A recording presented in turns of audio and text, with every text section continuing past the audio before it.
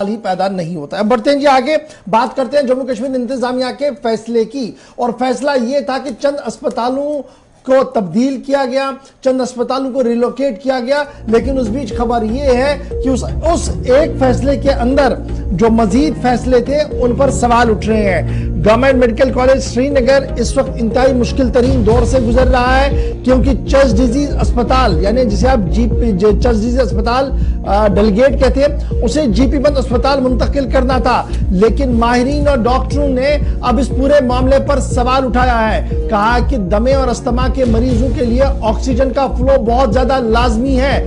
फिलवक्त यानी जहां पर वो मौजूद अस्पताल था डेलगेट के अंदर, वहां पर 3500 लीटर ऑक्सीजन कैपेसिटी वाला मूविंग फैसिलिटी हमारे पास थी। वार्डों के अंदर हाई प्रेशर ऑक्सीजन था, लेकिन जहां पर शिफ्ट कराया गया है यहां पर सिर्फ 500 लीटर कैपेसिटी वाला है। साथ साथ एयर हैंडलिंग यूनिट जो जीपी पंत अस्पताल का है वो पिछले कई सालों से लगातार खराब है। उसकी वजह से बुनियादी सहूलियत में काफी फुकदान पैदा हो जाएगा।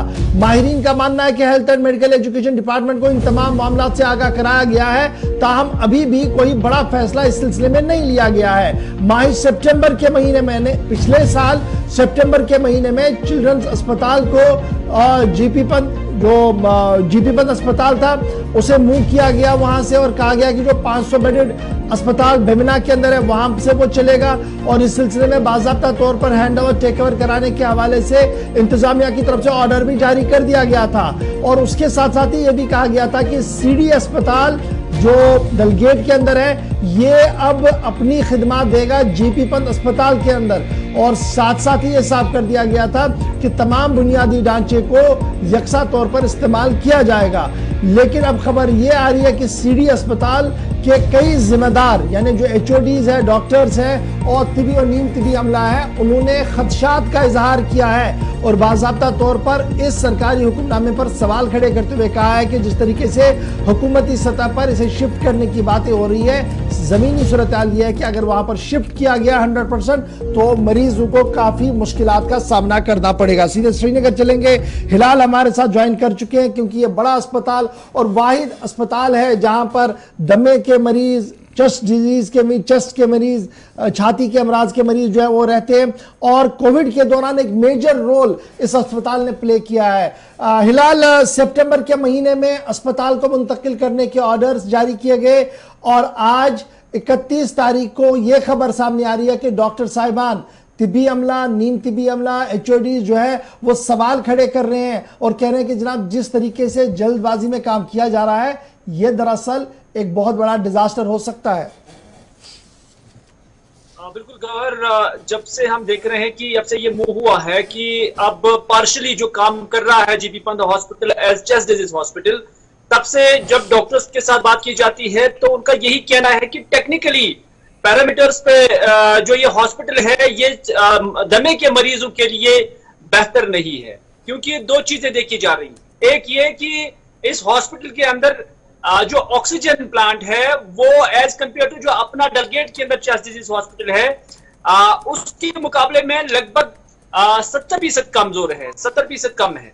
न सिर्फ इतना, न सिर्फ यहाँ ऑक्सीजन की कमी है और ऑक्सीजन का फ्लो बहुत कम है, और यहाँ पर पेशेंट्स को कैसे एडमिट किया जाएगा और उन्हें, क्योंकि मैक्सिमम पेशेंट जो दमे के होते हैं, छाती के होते हैं, तो उन्हें ऑक्सीजन की जरूरत होती है जिन्हें एडमिट किया जाता है। लेकिन जब ऑक्सीजन की ही डेफिशिएंसी है, ऑक्सीजन की ही कमी है, तो फिर इस पैरामीटर पर ये हॉस्पिटल यहाँ पर फेल होता हुआ नजर आ रहा है। ये डॉक्टर्स और दीगर जो टेक्निकल अमला है उन्होंने कहा है। न सिर्फ इतना बल्कि इस हॉस्पिटल बिल्डिंग का जो आर्किटेक्ट है वो भी दमे के मरीजों के लिए, छाती के अमराज के लिए कंफर्टेबल नहीं है, इस एतबार से कि जहां छाती के अमराज के लिए वेंटिलेशन का होना बहुत जरूरी है, वहीं पर टेक्निकल स्टाफ या डॉक्टर्स या जो पैरामेडिक्स यहां पर काम कर रहे हैं उनका कहना है कि यहां पेशेंट को लाते ही उसका दम जैसे घुट रहा है, यानी प्रॉपर वेंटिलेशन यहां पर नहीं है। इस हवाले से जो बिल्डिंग का डिजाइन है, इंफ्रास्ट्रक्चर है, वो दमे के मरीजों के लिए मुवाफिक नहीं है।